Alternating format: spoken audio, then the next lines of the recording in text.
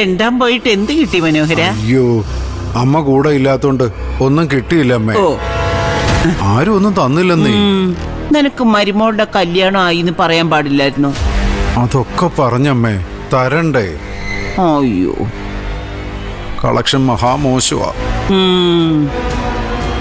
ആളുകളുടെ സമീപനമാണെങ്കിൽ അതിലും മോശമാ. നോണമില്ലല്ലോടോ നിനക്ക് കടം മേടിച്ച് കല്യാണം നടത്താൻ. ഞാൻ എന്നാത്തിന് പോയാന്ന് അമ്മ കരുതുന്നേ? ഇന്ന് സ്വർണം എടുക്കാൻ പോകണ്ടേ? അതിന്റെ ഒരു ആവശ്യമായിട്ട് പുറത്തു പോയതാ. സ്വർണ്ണമൊക്കെ അവളെടുത്ത് തരില്ലേ ആ ചന്ദ്ര? ആ കുട്ടിയുടെ നല്ല മനസ്സുകൊണ്ട് കല്യാണത്തിന്റെ ചെലവ് വഹിക്കാന്ന് പറഞ്ഞു.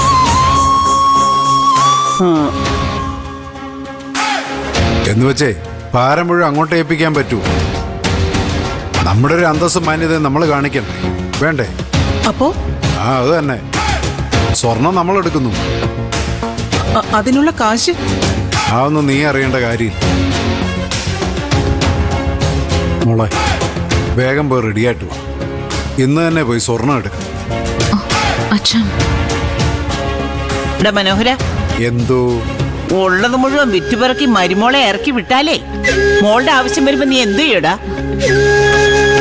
അത് ഞാൻ എന്തായാലും ചെയ്തോളാം. അതോർത്ത് അമ്മ വേവലാതിപ്പെടണ്ട. അച്ഛാ, എനിക്കൊന്നും വേണ്ട അച്ഛാ. ഇതുകൊണ്ടാ വലിയ തോതിൽ കല്യാണം വേണ്ടെന്ന് ഞാൻ ആദ്യം പറഞ്ഞത്. മോളെ, നീ എൻ്റെ മോളാ. എൻ്റെ മോടെ കല്യാണം എങ്ങനെ ഭംഗിയായിട്ട് നടത്തണമെന്ന് അച്ഛന് നന്നായിട്ടറിയാം. അതിനകത്ത് ആരും ഇടപെടണ്ട. അഭിപ്രായം മൊഴിയേ വേണ്ട.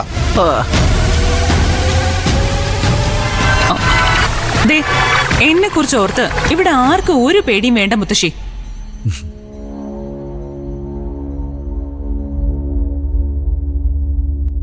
എനിക്ക് വേണ്ടിയിട്ടുള്ളതെല്ലാം എന്റെ ശരത്തേട്ടന് ഒരുക്കി വെച്ചിട്ടുണ്ട്.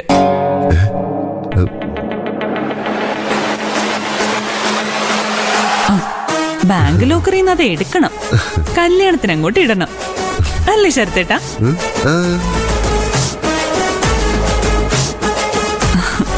സ്വർണത്തിന്റെ കാര്യമേ 250 പവനാ ശരത്തേട്ടന് എനിക്ക് വേണ്ടി വാങ്ങിച്ചു വെച്ചിരിക്കുന്നത്.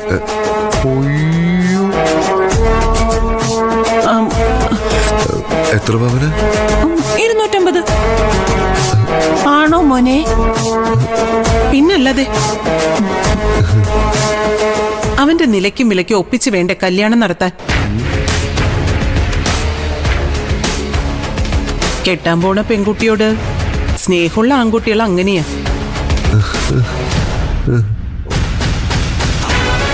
എന്റെ മോനെ ഇപ്പോഴാ സമാധാനമായത്. മനോഹര, പേരിനൊരു കല്യാണം നടത്തി ഇറക്കി വിടുവോന്നായിരുന്നു എന്റെ പേടി. അതെന്തായാലും ഉണ്ടാവത്തില്ലല്ലോ. ഭാഗ്യം. ശരത്തേട്ടാ, ഈ 250 എന്നുള്ളത് കൂട്ടണമെങ്കിൽ കൂട്ടാം കേട്ടോ. എനിക്ക് സ്വർണം വലിയ ഇഷ്ടമാ.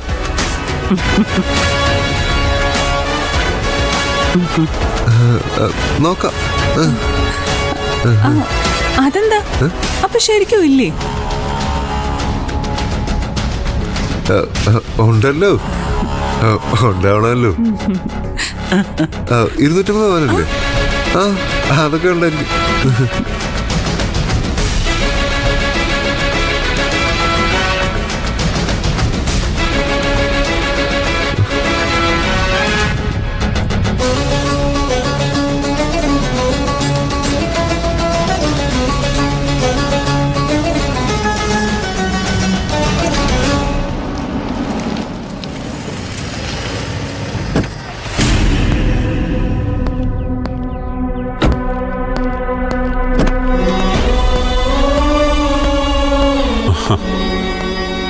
എന്നാ ശരി, അപ്പൊ പറഞ്ഞ പോലെ.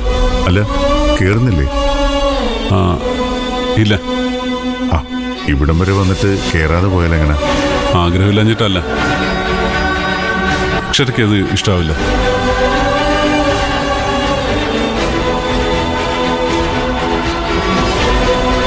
അതൊക്കെ ഞാൻ പറഞ്ഞ് ശരിയായിക്കോളാം.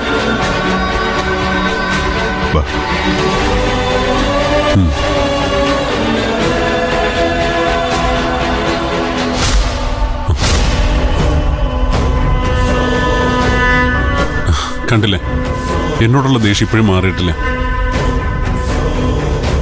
ശരി. ഓക്കെ. ആ മോനെ മമ്മ.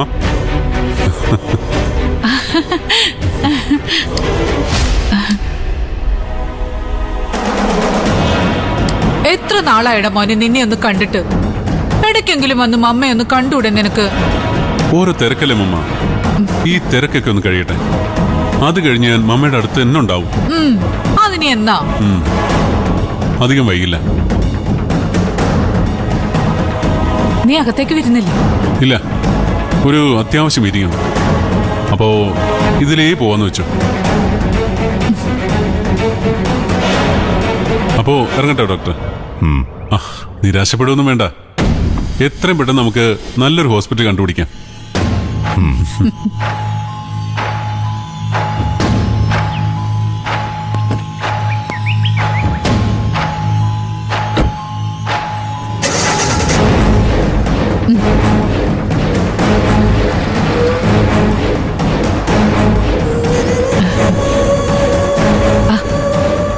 നിരഞ്ജൻ വിഷമിക്കണ്ടെന്നേ.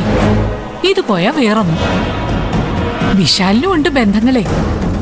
അതുപയോഗിച്ച് വേറൊരു ഹോസ്പിറ്റലിൽ ജോയിൻ ചെയ്യാം.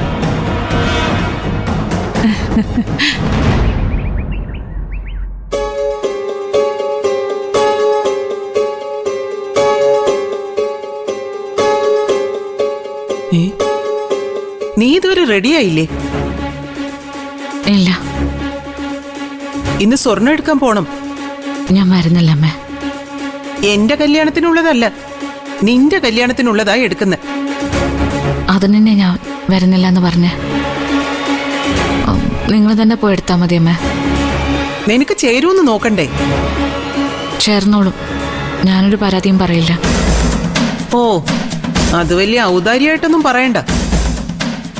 പരാതി പറയാൻ അതിന് നിനക്കെന്താ അവകാശം? ഞങ്ങളുടെ ദയ, അതാ ഈ കല്യാണം. ഞങ്ങളുടെ സ്ഥാനത്ത് വേറെ ആരെങ്കിലും ആയിരുന്നെങ്കിൽ ഈ കല്യാണം നടക്കില്ലായിരുന്നു. അതെനിക്കറിയാമേ. ആ നന്ദിയും കടപ്പാടും എപ്പോഴെനിക്ക് നിങ്ങളോടുണ്ടായിരിക്കും. നന്ദിയും കടപ്പാടും ഒന്നും കാണിച്ചില്ലെങ്കിലും വേണ്ടില്ല. കല്യാണം കഴിഞ്ഞിട്ട് ആ വഴിക്കങ്ങ് പോയി തന്നാ മതി. പിന്നെ ഇങ്ങോട്ട് വരരുത്. ആ ഒരു സഹായം മാത്രമേ ഞങ്ങൾ നിന്നിന്ന് പ്രതീക്ഷിക്കുന്നുള്ളൂ. ഞാൻ ആർക്കൊരു ശല്യാവില്ലമ്മേ. എന്നൊക്കെ ഇപ്പൊ പറയും. ആ അഭിപ്രായം മാറ്റാനാണോ പ്രയാസം? ഇത് നിന്റെ വീടല്ലെന്ന് നീ എപ്പോഴും ഓർക്കണം. ഇത് സുധിയുടെ വീടാ. എന്ന് വെച്ചാ നിന്റെ മുൻ ഭർത്താവിന്റെ വീട്. സിദ്ധുവിനെ കെട്ടിക്കഴിഞ്ഞ ഈ വീടുമായുള്ള സകല ബന്ധവും അതോടെ തീരും.